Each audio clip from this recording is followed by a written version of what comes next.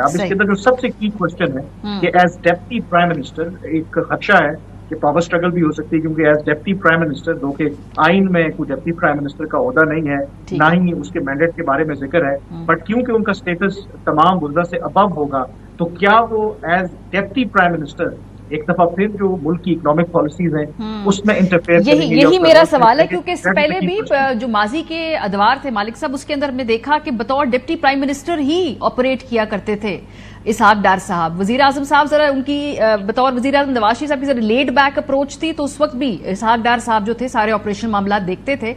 तो अगर टेक्निकली इसको सवाल को मैं ऐसे फ्रेम करूं कि इसहाक डार साहब अब मोहसिन नकवी साहब और मोहम्मद औरंगजेब साहब इनके बॉस हैं इमीडिएट? देखिए, बड़ी बदकिस्मती की बात है जब 25 करोड़ का मुल्क 2-3 लोगों की अना की तस्कीन के लिए चल रहा हो। जो कामरान अभी बात कर रहे थे, बात बड़ी सिंपल है। डार साहब बिल्कुल नाखुश थे जब फाइनेंस मिनिस्ट्री नहीं मिली, और इस बात से भी नाखुश थे कि वो कल के आने वाले औरंगजेब साहब वो सीनियर बैंकर होंगे, बैंक के प्रेसिडेंट होंगे, लेकिन पॉलिटिक्स में तो उनको नावारिद है ना, वो उनकी लेवल पे आगे कैबिनेट कलीग बन गए। तो जाहिर है उन्होंने अब जब डिप्टी प्राइम मिनिस्टर का ओहदा लिया तो वो प्रोटोकॉल में ऊपर हो गए, चाहे पावर्स या वो तो अभी डिफाइंड नहीं है, ये सिंपली एक कैबिनेट के रूल्स के अंदर थोड़ी सी अमेंडमेंट करके, ये पहले डिप्टी प्राइम मिनिस्टर नहीं है, लेकिन पहले डिप्टी प्राइम मिनिस्टर्स बड़े अनयूजुअल सर्कमस्टांसिस में थे। जब नुसरत भुट्टो साहिबा थी, उनकी भी आपको उस जमाने की सिचुएशन पता है, बेनजीर के और उनका जो इश्यूज थे, फिर वो प्लेकेट हुए, फिर परवेज इलाही साहब बने एक जमाने में, अगेन अनयूजुअल सर्कमस्टांसेस थे, वो एलाय थे पीपल्स पार्टी वाले, पॉलिटिकल अपहीवल थी। ये चौंसले आप करते हैं एलाइज को या बड़े लुभाने के लिए, या बिल्कुल आप कोई डेस्परेट सिचुएशन में हो। यहाँ तो देखिए दो चीजें हुई हैं। एक तो एक मैसेजिंग बड़ी क्लियर आई है नवाज शरीफ साहब की कि जो बातें करते थे लोग, और कई बार होता था कि जी नवाज शरीफ साहब शायद वो पावर में नहीं रहे, खत्म हो गए हैं, फारिग हो गए हैं, अब या मरियम चलाएंगी या शहबाज साहब चलाएंगे।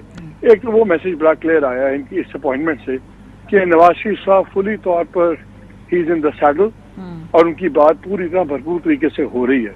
और जब भी नवाज शरीफ साहब की अथॉरिटी होती है तो सबसे बड़े बेनिफिशियरी इसहाक डार साहब होते हैं। लेकिन मेरा ख्याल है आज डिप्टी प्राइम मिनिस्टर बनने से इनका कद बढ़ा है या नहीं बढ़ा, लेकिन आज शहबाज शरीफ साहब का कद बहुत छोटा हो गया।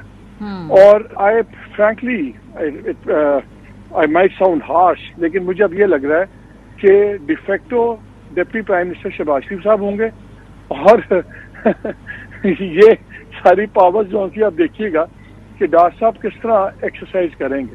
बिकॉज आज आपका ख्याल है कि डार साहब जो हैं वो एक बड़े ज्यादा हैंड्स ऑन किसी भी डिप्टी प्राइम मिनिस्टर होंगे, लेकिन साथ वो माई वे और द हाईवे किस्म के आदमी है। वो किसी का इंक्लूजन बर्दाश्त ही नहीं करते। जब पीडीएम की गवर्नमेंट थी और ये फाइनेंस मिनिस्टर थे तो even the prime minister could not ask him. और शहबाज साहब अंदर से तो बहुत ज्यादा उनसे चलते हैं, लेकिन मेरा ख्याल था कि शहबाज साहब को भी आइडिया है कि ये उनकी सेकंड और आखिरी प्राइम मिनिस्टरशिप। मेरा ख्याल था वो कि अपनी लेगेसी का सोच रहे होंगे, कुछ चीजें करेंगे कि यार सारे मुझे याद करें, मैं step out of the shadow और मैं ये काम करूं, दो काम करूं।